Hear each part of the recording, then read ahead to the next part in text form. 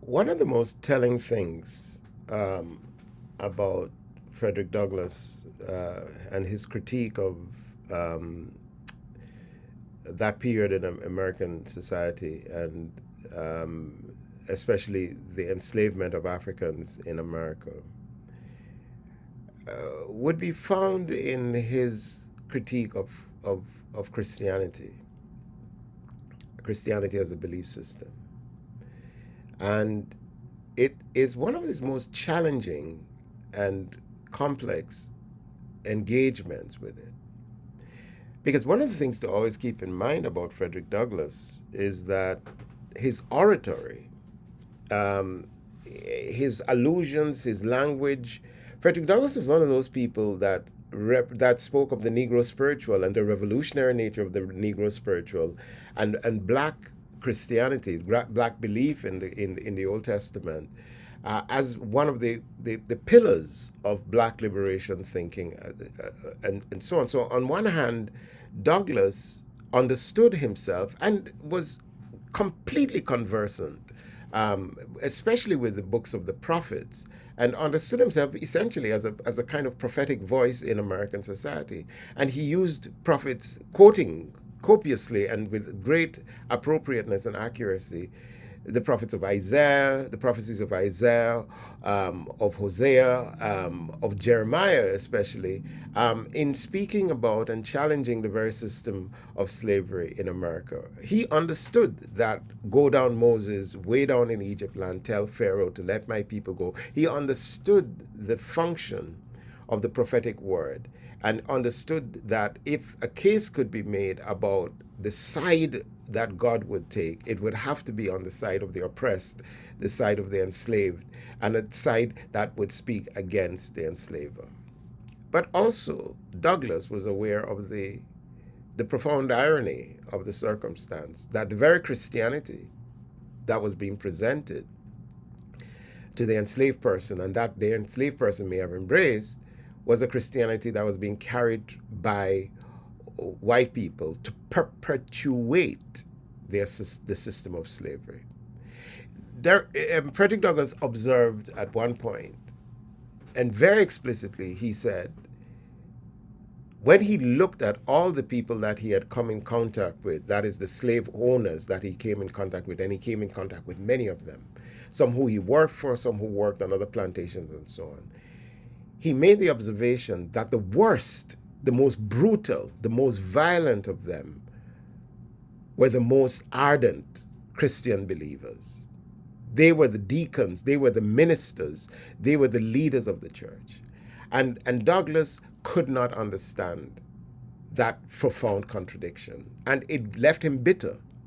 And he would admit that he was bitter about Christianity because he said this Christianity is producing some of the most brutal people and they're justifying it. And he argued that what was happening was that they justified it on a spiritual basis. They justified it by thinking of themselves as being right before God. And he said that contradiction was one of the greatest wounds in America. It was a disease in the American imagination. So when he published the narrative of the life of a slave, when he published that book, he got a lot of criticism for his challenging of Christianity and for his questioning of Christianity and for those people who believed in Christianity. And people said, what is going on? Is Frederick Douglass saying he's not a believer and so on? And Douglass said he wrestled with his belief. But then for another edition of the narrative, because it went through multiple editions, in one edition and in a subsequent edition, he decides that he's going to write an addendum on the question of American Christianity. And that was the distinction he made. But he was no less scathing and no less damning. And he argued that he must make a distinction between Christianity as a global belief system and American Christianity. And he said American Christianity was dangerous, was diabolical, was evil, and was functioning and in evil ways. He began by making the case that this Christianity was abetting the enslavement of Africans in the highest levels of society. He was arguing that the ministers, the Baptists, the preachers, and all of these people were, the Methodists, they were in support of slavery. They were advocates for slavery. And he said that version of Christianity is wrong. He argued it's just wrong and it's just evil. And he abhorred it.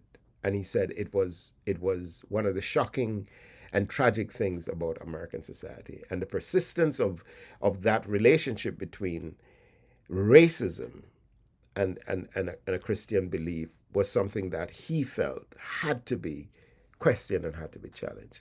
He granted that there is a way of thinking about Christianity and a belief that would privilege, that would protect the poor, that would protect the enslaved person, and that would give dignity to all people. And he said that he can see that in the Gospels, he can see that in the teachings of Christ, but he says in the manifestation, in the enactment of the Christian belief system in the America that he was living in, he said that's not what he saw. And so what was Douglas doing? Douglas was touching on one of the most persistent problems in American society, where the African American has been constantly engaging the larger American society through the examination of its approach to Christianity, from the Negro spirituals up to Martin Luther King saying, I have a dream.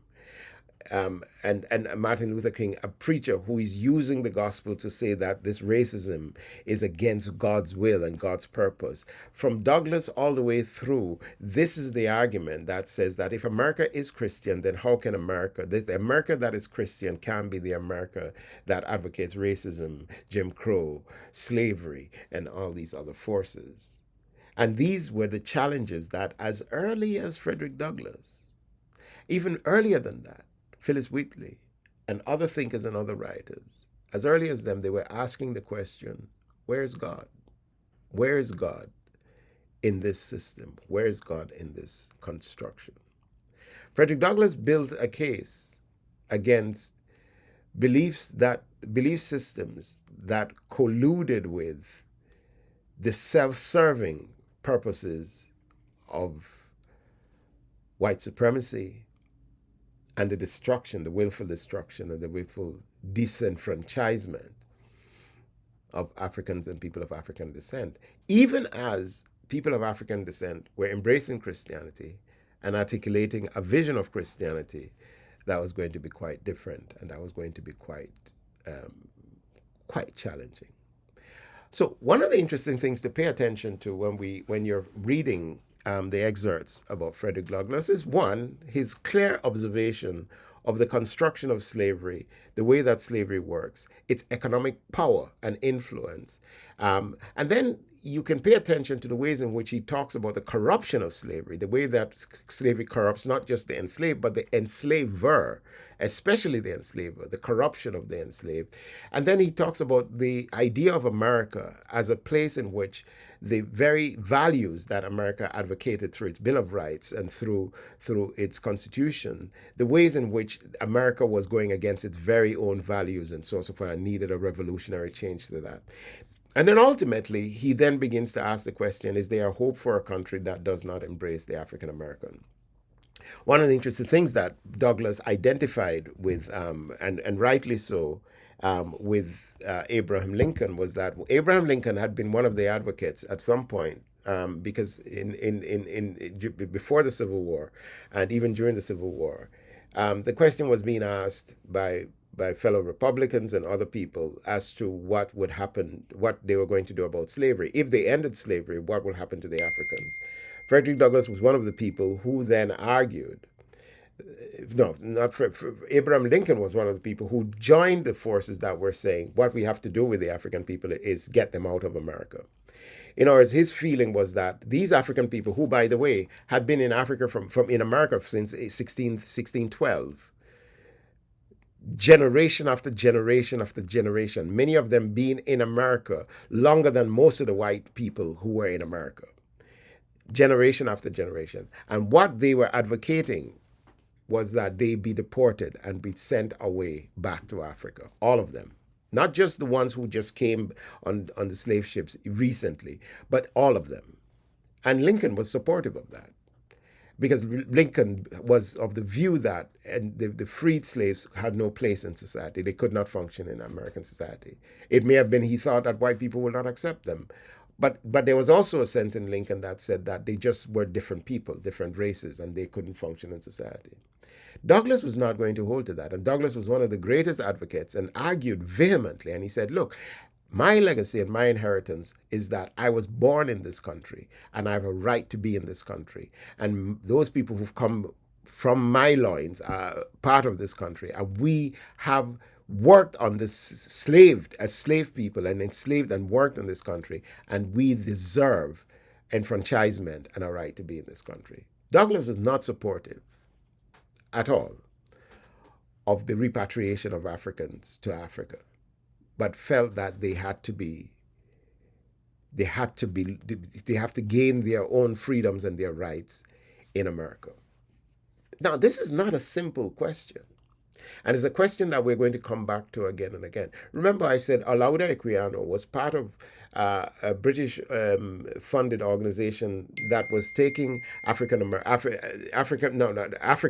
from the Caribbean and from Canada and so on and so forth, from their colonies to Sierra Leone, which was an invented country designed for that purpose.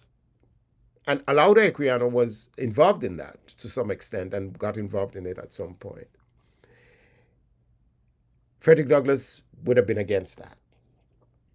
But when we think of even coming up to the 20th century, one of the great orators who we'll talk a little bit about at some point is Marcus Garvey. Marcus Garvey, a Jamaican who came and lived in Harlem and led one of literally the greatest civil rights movement, the UNIA, United Negro Liberation, the UNIA, massive association, improvement association. He led that organization out of Harlem.